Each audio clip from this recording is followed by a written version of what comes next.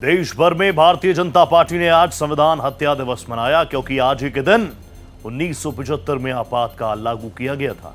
दरअसल भारतीय जनता पार्टी इस दौरान कुचले गए लोकतांत्रिक मूल्यों और संवैधानिक अधिकारों की रक्षा के प्रति देशवासियों को जागरूक करना चाहती है ताकि भविष्य में तानाशाही प्रवृत्तियों पर रोक लगाई जा सके।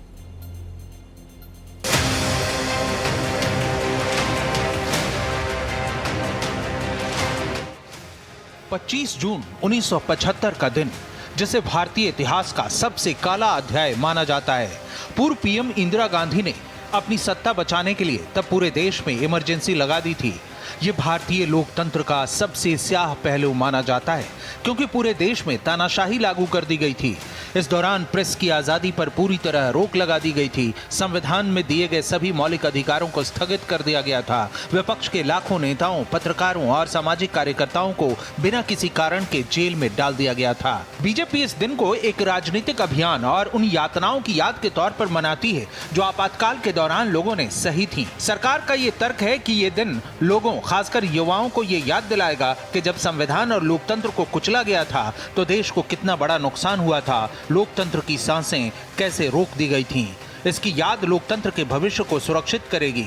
यही वजह है कि ये दिन उन लोकतंत्र सेनानियों को श्रद्धांजलि देने के लिए भी मनाया जाता है जिन्होंने जेल की यातनाएं सहकर देश में दोबारा लोकतंत्र को बहाल करने में अपना योगदान दिया था। इस मौके पर बीजेपी की तरफ से देश भर में विशेष संगोष्ठियां आयोजित की गईं और आपातकाल के दौर की क्रूरता को दिखाती प्रदर्शनियों का आयोजन किया गया। पीएम नरेंद्र मोदी, उत्तर प्रदेश के सीएम योगी आदित्यनाथ और दूसरे कई बीजेपी नेताओं ने आपातकाल का विरोध करने वाले लोकतंत्र के सिपाहियों को याद किया और विपक्ष को घेरा। पीएम मोदी ने सोशल मीडिया पर लिखा, आज हम उन सभी लोगों को श्रद्धांजलि देते हैं जिन्होंने भारत के इतिहास के सबसे काले अध्यायों में से एक आपातकाल के दौरान लोकतांत्रिक मूल्यों की मजबूती से रक्षा की। आपातकाल हमारे संविधान पर सीधा हमला था। आज 25 जून की तिथि है। 25 जून 1975 भारत के इतिहास का एक काला दिन। इसी दिन कांग्रेस ने भारत के लोकतंत्र का गला घोंटने का काम किया था। देश के अंदर नागरिक अधिकार पूरी तरह सस्पेंड कर दिए गए थे, निलंबित कर दिए गए थे।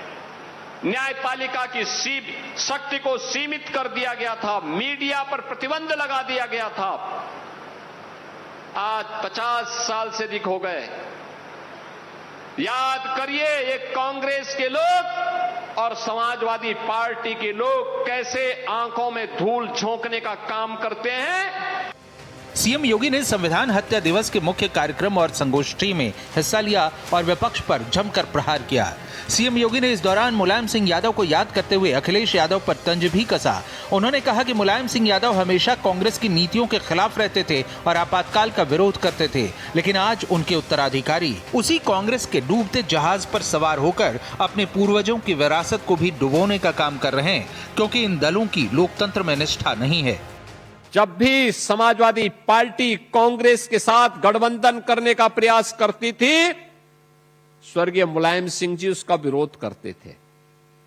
कहते थे कि सब कुछ हो जाएगा लेकिन कांग्रेस के साथ गठबंधन नहीं होना चाहिए। लेकिन उनके उत्तराधिकारी क्या कर रहे हैं, उनका आचरण देखो ना।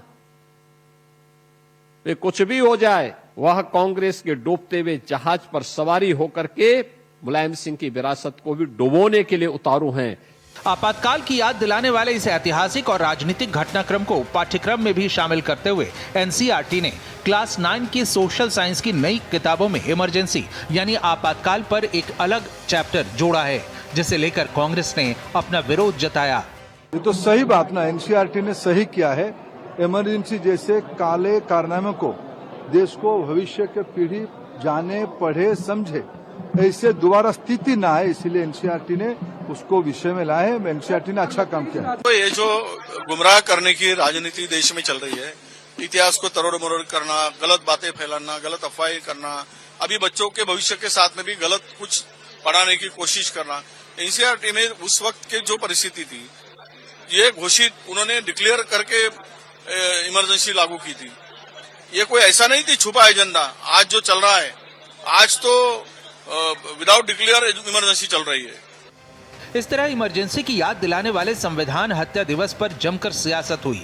हालांकि इससे अलग एनसीईआरटी में इससे जुड़े नए चैप्टर का मुख्य मकसद नई पीढ़ी को भारतीय लोकतंत्र के इस काले अध्याय से अवगत कराना है और उन्हें संवैधानिक मूल्यों और व्यक्तिगत स्वतंत्रता के महत्व के प्रति संवेदनशील बनाना है। एनसीईआरटी के सिलेबस में कक्षा 9 में अब इमरजेंसी का पाठ पढ़ाया जाएगा।